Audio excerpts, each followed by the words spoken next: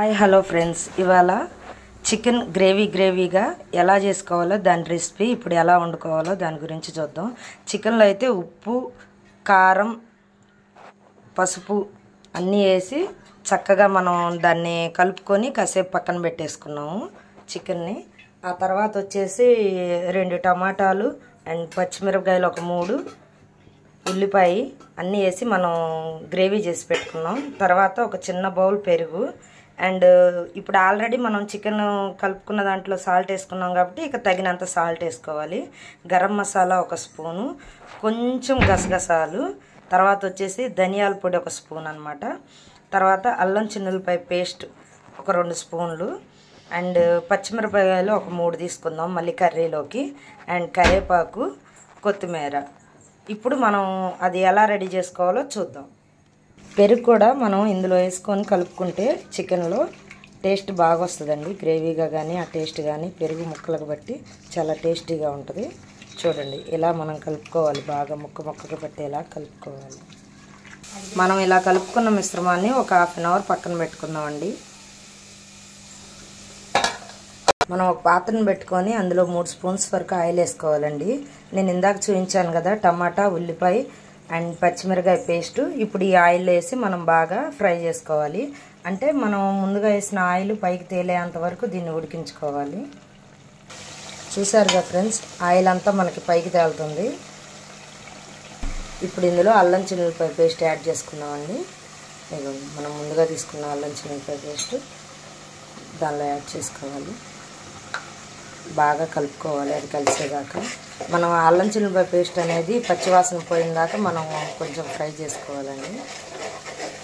ఇప్పుడు నూనె కూడా పైకి తేలింది కదండి, అలానే అల్లం చిన్నులపాయ పేస్ట్ బాగా పచ్చివాసన పోయింది. ఇప్పుడు మనం గరం మసాలా అండ్ గసగసాలు 2 ఇందులో యాడ్ చేసుకున్నాం. అలానే ధనియాల పొడి కూడా, ఇదిగోండి ధనియాల పొడి కూడా అందులో యాడ్ చేసేసుకున్నాం. ఇప్పుడు మళ్ళీ మనం బాగా దాన్ని కలుపుకున్నాం. ఇదిగోండి, ఇప్పుడు మనకి బాగా ఇవన్నీ మనం వేయించుకొని తర్వాత మనం ముందుగా చికెన్ని మనం పెరుగు అన్నీ వేసి కలిపి పెట్టుకున్నాం కదండి, ఉప్పు కారాలు వేసి, దీన్ని ఇప్పుడు మనం ఇందులో యాడ్ చేసుకుందాం. ఎలా యాడ్ చేసుకోవాలో చూడండి.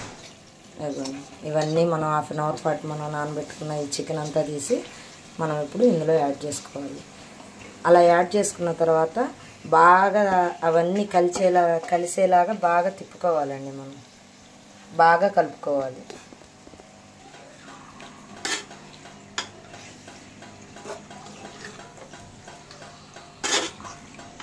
ఇలా కలుపుకున్న చికెన్ని ఒక 15 మినిట్స్ మీడియం ఫ్లేమ్లో పెట్టుకొని బాగా ఉడికించుకుందామండి.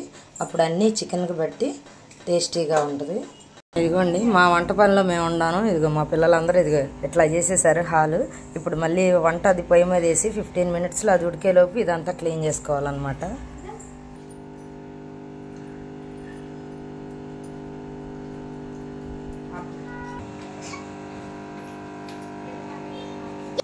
ఇదిగోండి ఫ్రెండ్స్, ఇలా చికెన్లో వాటర్ అంతా పైకి వస్తుంది కదా, ఇదంతా లోపల చికెన్ పీల్ చేసుకొని ఇంకిపోయిన దాకా మనం అయితే ఉంచాలి దీన్ని. అప్పుడే టేస్ట్గా ఉంటుంది. వాడు చూడండి పౌడర్ రాసుకొని వచ్చి వాళ్ళ అక్కాయిని భయపిస్తున్నాడు అనమాట.